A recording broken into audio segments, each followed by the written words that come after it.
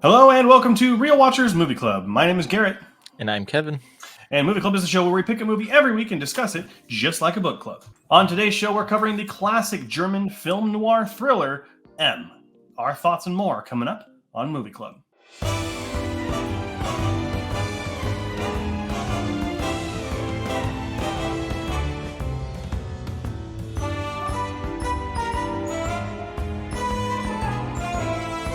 Released in 1931, M was directed by Fritz Lang and stars Peter Lorre, Ellen Widman, and Inge Langgut. Sorry if we are mispronouncing any of those names. When the police in a German city are unable to catch a child murderer, other criminals join in the manhunt. It is currently ranked number 101 on IMDb's Top 250 and currently has a 4.3 out of 5 on Letterboxd and is ranked number 97 on its Top 250.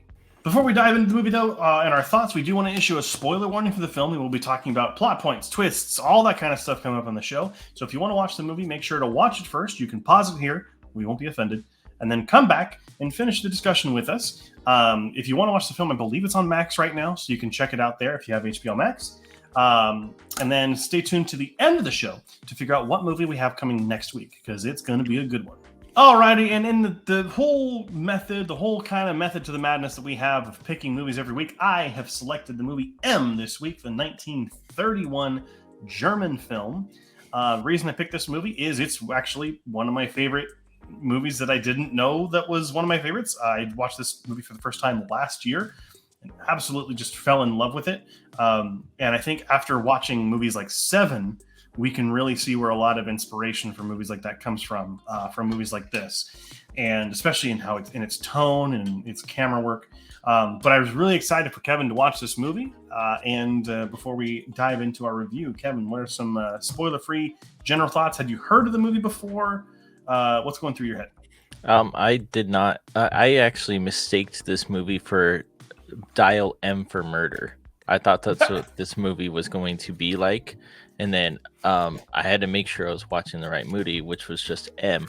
I think I've seen the poster of this movie. I didn't know it was in German. I looked up a trailer and I'm like, oh, it's in German. Okay. And that's basically it. I just went in with a blind eye. Sure. And hey, that's the best way we can go into these things, is with a blind eye, if possible. Mm-hmm. So if there's any movie that I haven't seen or Kevin hasn't seen, we shouldn't look at anything into it, except to make sure that it's the right one, because that would be very important. But yeah, so let's go ahead and get into a little bit more discussion on this movie. Okay. First thoughts. I would prefer Seven. I would watch Seven 20 times over before this one. Okay, not because and what makes you say that, though? Not because it's a bad movie. It's just there was a lot more on this, like there was a lot more, I don't want to say gore, but like a lot more intense scenes and stuff like that. When in M it's more old school black and white, where it's just from one scene to the next. Like, I get the suspense and everything in this movie, and I get everything that it shows for, but I think I'd rather watch Seven over again before I watch this movie. I mean, it's definitely an interesting comparison, right? Because Seven is much more of your, it's not formulaic, it's not typical, but like it's your cop movie, right? It is about the police officers trying to find the killer. Mm-hmm. And from this one, we're not coming at it from the killer's or from the cop's point of view. We're coming at it through the criminal's point of view, because which is so much more fascinating. And we actually get to see, while Peter Lorre as Hans Beckert is not in the movie a whole lot. If anything, it's kind of similar to Jaws. You know, he's in it when he needs to be. It's really fascinating to see it from that point of view. And what's really cool is the historical perspective. So this was coming out right as the Nazi Party was just taking power in Germany, and kind of more fringe ideologies were starting to take over. And this whole movie was designed to be a criticism of the ineptitude and the sort of the lacking of the ability of the government, which you see the police in this movie are not good at their job. The government of Germany got furious at this movie and caused both Fritz Lang and Peter Lorre to leave Germany to come to the United States, which is really an interesting bit of history for this. But as far as like my overview thoughts, I mean, we've already dropped a spoiler alert. I think that this movie is so impressive for a 1930s movie, and I think that what Seven has in its gore and in its violence and in its and that kind of disturbing nature, I think this movie has the same, but in what you don't see. The first 10 minutes of this movie is perfect. The children playing in the street, and then the mother sitting home. The juxtaposition of the two is fantastic. But then also there are introductions. Okay, sorry, I'm going to go on a tangent. This movie has one of the best introductions of a villain ever.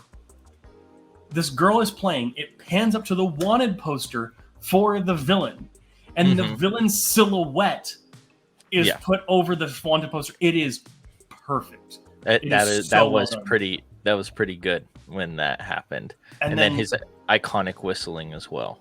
Yes, I like that as well. Which is really interesting because that's the only music in the whole movie. Is In the Hall of the Mountain King when it's whistled. Very brilliant decision. This is also during a time though when sound was just coming into foreign films, and they didn't really have the technology to put the music with it just yet.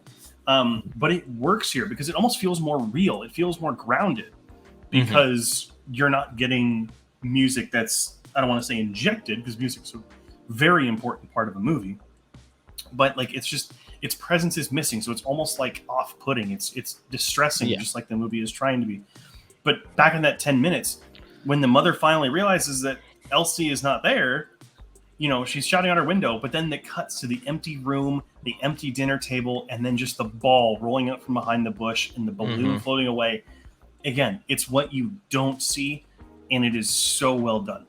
Yeah, I totally understand. Totally understand where you're coming from. Like those scenes are very, they get you, and like we talked about the whistling and stuff like that, which is iconic in this movie because every time I heard the whistle, I knew who was going to be there. But I also did get a little lost in the story, switching from person to person, because maybe I wasn't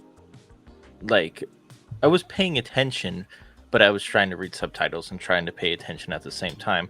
So every time I looked up, it was somebody else. So I kind of got confused and not spec. But that's my fault. That's not the movie's fault.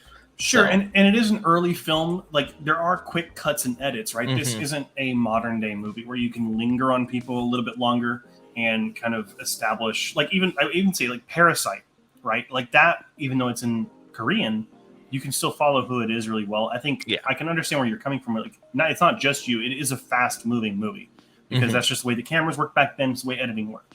Oh, yeah. So I do get that, definitely. But I think it's also just part of its charm, too. And kind of while we're talking about the kind of getting lost in the characters, right, is the whole middle section of this movie, right, which is important. And from the outset, a lot of people can kind of see, it's just people talking about why they can't find the person or finding the wrong person or getting angry about the wrong person. But it's timeless. Like mob mentality is a horrible thing. Yeah. And as soon as someone says, it's like shouting fire in an elevator or in a movie theater or on a plane or whatever, right? Like everyone starts freaking out when they hear one word. So when someone says murderer or child murderer in a crowd of people looking for a person that's doing that, you start to see that come through. I mean, look at what happened January 6th at the Capitol. You have mob mentality going crazy because one person maybe said something and initiated all that violence. This movie is timeless and how it projects that mob mentality is not a good thing. Like, even as much as you agree with it, and we'll get to the last part of this movie, because the end of this movie, so good.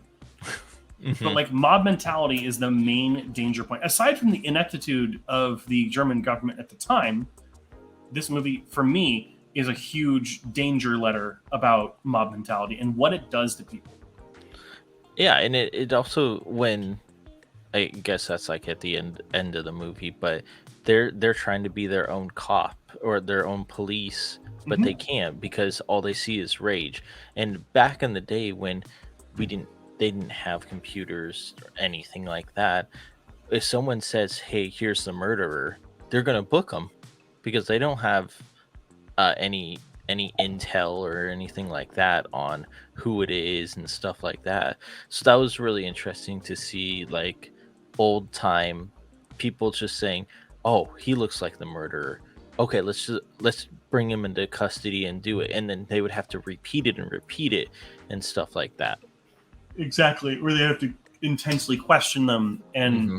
you know, whose word do you take? The one who's saying that it's the killer, or the one that says he's not the killer? You know, But and then that the mob mentality thing, you're making the cops do more of a job by yelling out murder every single time uh, a innocent person is put on, because then the cop has to question them for a long time and everything like or that. So you're disperse the crowd, or like, Mhm. you know, like that person. I don't know how German law was in the 1930s, but in the United States, it's supposed to be innocent till proven guilty. So if the people are charging at this person with the intention to harm them, Mhm. who do you protect?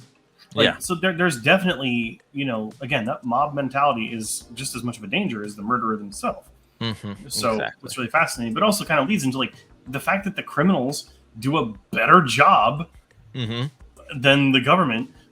Like, honestly, the strategy of paying beggars to be Oh their yeah. eyes and ears on the street, brilliant. Yeah. Like, it's just like especially the sequence when the blind Oh salesperson yeah. notices That the was cool. whistling. Hmm. Oh, because for a That long, was for great. it was weird because I remember watching it the first time and I thought that they weren't actually blind or something, but then rewatched it and I was like, oh wait, no, they just recognized the whistling or whatever. Hmm. But then the marking of the hand with the M in chalk That and was slapping on the so back, clever. So clever. and the look on Peter Lorre's face when he sees it on him Hmm. is, oh man. And okay, before we get too much further, Peter Lorre, who plays our villain of this movie, Great. incredible performance. Hmm. Like, just absolutely brilliant, especially the last sequence, the trial by mob. Oh yeah. And it's really interesting because this movie, you don't feel bad for the No. killer. You shouldn't. He's killing children. Oh yeah. And we don't know what else he's doing to them, but we know he's killing them. But like, for that split second, you see in times like this, you weren't getting like an inner look into what they're thinking, right? Like, I can't help it. I have to do it. This is voice in my head. You didn't see that in the 30s. It's just Mm-mm. good guy, bad guy. This is like Yeah. trying to paint it in a little bit more terms of gray. Hmm. And so, like, while mentally you may be agreeing with the mob, you should never just want to kill someone. That's horrible. But like, you kind of you kind of see both sides of it, right? Because this man is just, he wants help. You Yeah. like, and from his performance, you can tell he wants help. Like, he's literally helpless at what he's doing, Hmm. and the crowd's just not having it. Like, Yeah. it's such an interesting sequence for the whole movie. It's a cool Um, concept too, because it goes from our main character to the mob like right away. So you get to see their faces and how they react to how he's performing this act pretty much. And you can see some of them are, well, they're actresses and actors, but they're stunned at what he's saying. He's saying, "Yes, I did do all of this, but I need help and no one's helping me. Like, but you guys are just sitting there wanting me to die, pretty much, like yeah. banishing me. But what if you can give me help?" Hmm. And then that's when I thought one of the cooler lines was one of the mom of one of the children that gets kidnapped. She's like, "You don't have a kid. You don't know how it feels like to lose a kid and stuff like that." And I'm like, so it plays on your mind because, like you said, you can feel for the main character, but you can also feel for the mob on what they're doing is correct. Yeah, which is why, like, the conflicting emotions of this movie are really, really interesting, and they're really fun to dive into the more you think about it. Hmm. And also, I mean, that leads to the last sequence of this movie. This movie has no happy ending. It has no resolution. It just ends, Hmm. and because that's how it happens in the real world. You don't get necessarily the resolution you want from something like this. And the moms echo that when they're sitting in the hallway, which is a powerful shot, by the way, of the three mothers sitting there crying in the courtroom. And they're like, "Oh, this won't bring our kids back, and somewhat we all need to keep a better eye on our children, or whatever." Which I believe is supposed to be a political statement towards the German government at the time, but also just in terms of the movie itself is very powerful. And so it's just brilliant. If I had to nitpick anything about this movie, I do think that it can slow down a little bit in a couple of the sequences when people are like blaming each other, or like they're all sitting around like the table, like maybe it's you, and like that's where it can slow down a little bit. But I think like in that still there's enough going on cinematography wise. Like Lang is doing enough with the camera in unique ways for the 30s that at least keeps it interesting. There's a sequence when they're going through the beggars thing where they're all going through their food and they're playing the card game, and the camera's almost just like you're looking around like, oh, what you looking at? All right, cool, what are you playing over here? And it's such an interesting way to hold the camera for the 30s that it's just like, again, those are slower moments, but it's just fascinating to look at.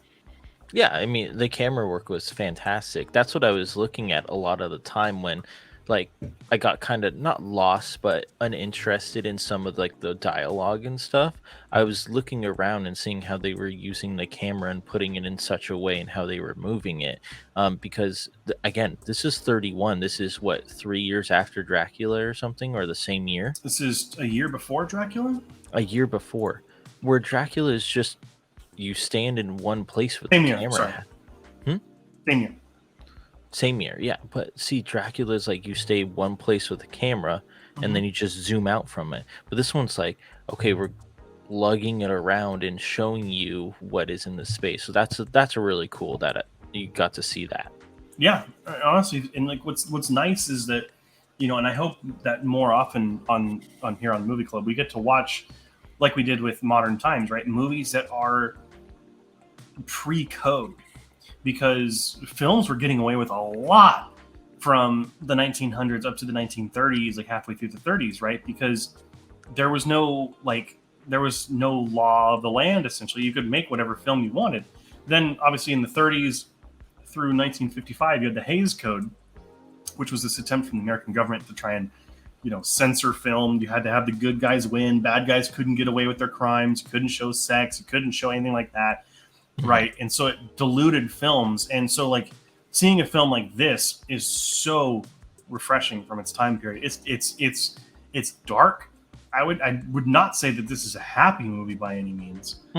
It's really just like, this one kind of goes above a mood piece. Like it's one of the darkest film noir films I've ever seen.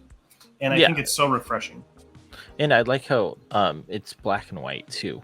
It didn't need color to emphasize what it was going for. And all the actors and actresses had their own part to it. There was just a lot of smoking in that movie. I was watching another video essay on it, and they're like, people like, there's one guy that has a pipe with a cigar sticking out of the pipe. Like, damn, they made smoking look cool. Dude, they were lighting up after they finished their cigar. They're like, all right, give me another one. Keep them coming, bartender. No, yeah, this is probably, it would be an interesting thing to go over, is like what movies have the most amount of smoking, because this one's probably up there. It's up there. Yeah, it's absolutely nuts, especially with movies trying to cut it out more often now, just because we don't want to see smoking in films and make kids do it. But it's like, I don't know, it's an aesthetic thing in movies like this, and it's also just what they did too. So it's like smoking was fine back then. Like, don't worry about it.